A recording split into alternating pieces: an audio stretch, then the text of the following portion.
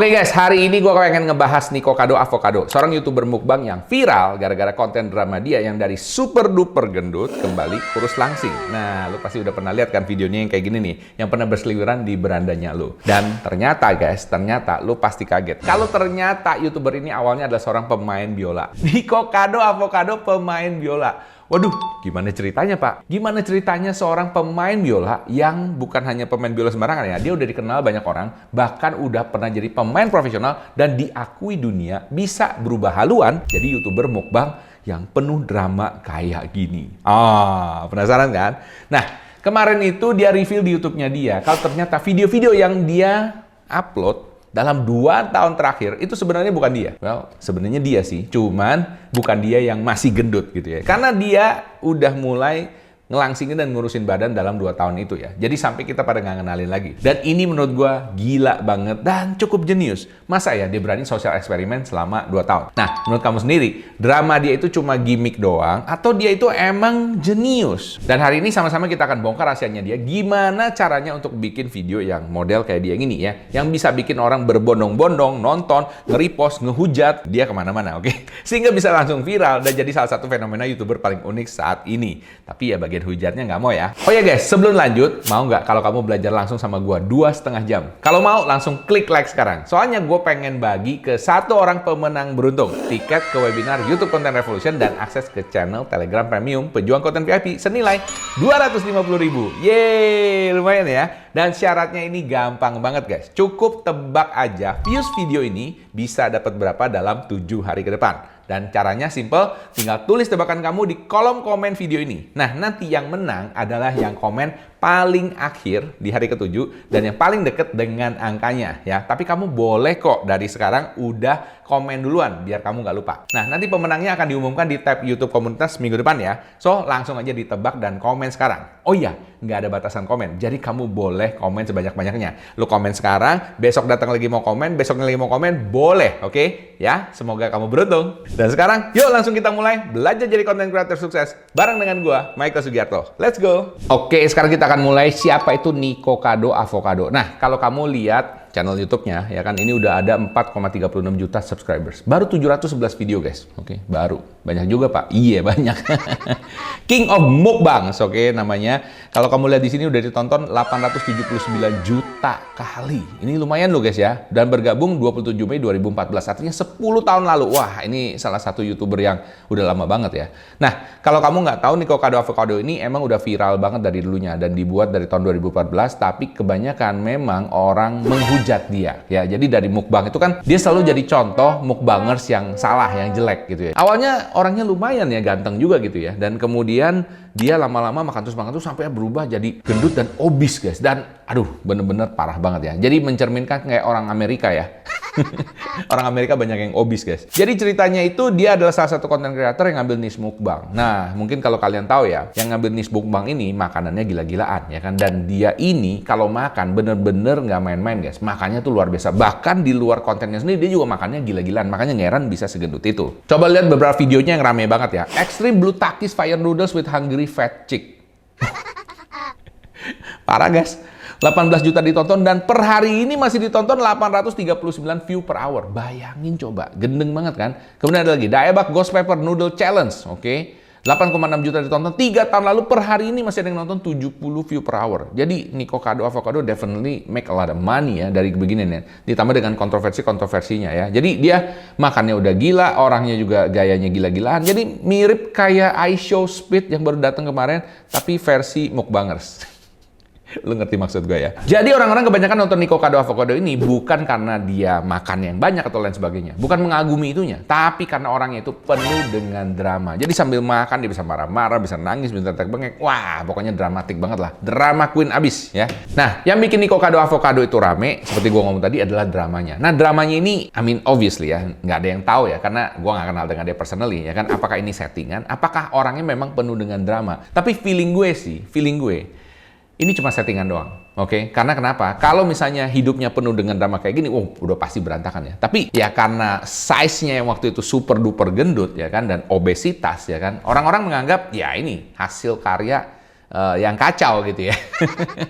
Jadi orang-orang pada nggak berhenti-berhenti menghujat dia. Tapi karena orang menghujat dia, ya video-videonya jadi makin rame. Dan videonya jadi contoh ya kan. Jangan sampai lu kayak gini ya, jangan sampai lu kayak gini ya. Nah itu guys ya, ini kerennya. Ternyata Nico Kado Avocado tuh ngerti. Ya, dia ngerti kalau dia tuh dihujat. Dan dia oke-oke aja. Mungkin dalam hati sakit juga gitu ya. Tapi dia oke-oke aja karena views-nya naik terus. Bener nggak? Kan banyak orang yang banyak orang yang nge-share dan lain sebagainya. Jadi dia paham sekali yang namanya seorang YouTuber, seorang content creator, itu fuel-nya atau bahan bakarnya adalah attention ya. Jadi akan selalu ada orang yang pro dan ada yang kontra ya. Jadi kalau ada pro dan kontra ini makin lama makin rame. Dan dia pinter banget memanfaatkan ini untuk membesarkan channel YouTube dan sosial medianya dia. Of course, not in a good way, oke? Tapi tetap ada hal yang menarik yang bisa kita pelajari. Jadi kalau ngomong drama, dia ini king of drama banget ya. Dia ngerti bahwa orang-orang memang suka drama. Orang-orang emang suka kalau ngeliatin orang lain lebih susah daripada dia, lebih sial daripada dia, dan pokoknya orang lebih suka tuh berasa kalau yang nonton ini ya, berasa lebih superior dibandingin orang yang nonton. Makanya kalau lu lihat ya video-video kayak dari zaman dulu aja Charlie Chaplin lah, atau Mr. Bean, kan kelihatan goblok banget gitu ya. Nah itu orang suka. Kenapa? Karena orang yang nonton berasa lebih pinter, lebih superior daripada dia. Bisa paham ya? Psikologi banget guys. Dan Nico Kado Avocado ngerti banget. Cuma kali ini bukan model lucu-lucuan, bukan model goblok-goblokan kayak Mr. Bean, tapi modelnya adalah dihujat. Agak sedikit ekstrim ya kan, but it works. Oke, it works. Nih, dia mulai salah satu drama yang paling rame waktu itu, ini 7,9 juta ditonton, Why I'm No Longer a Vegan YouTuber. Sampai hari ini guys, masih ditonton 1.500 view per hour. Bayangin coba. Artinya, dunia ini gede banget guys ya.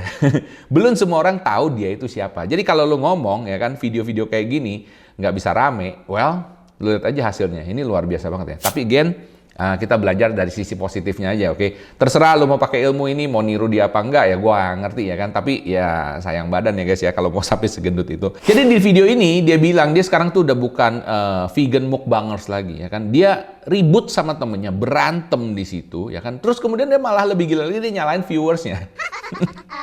Orang disalahin kan marah dong ya, bener gak ya? Kalau orang disalahin marah ya, apa yang terjadi? Ya kan orang akan menghujat, orang akan komen, orang akan doing a lot of stuff kepada dia. Which is itu dianggap sebagai YouTube, ya, ataupun juga TikTok, ataupun sosial media lain ya kan, sebagai engagement. Menarik gak guys?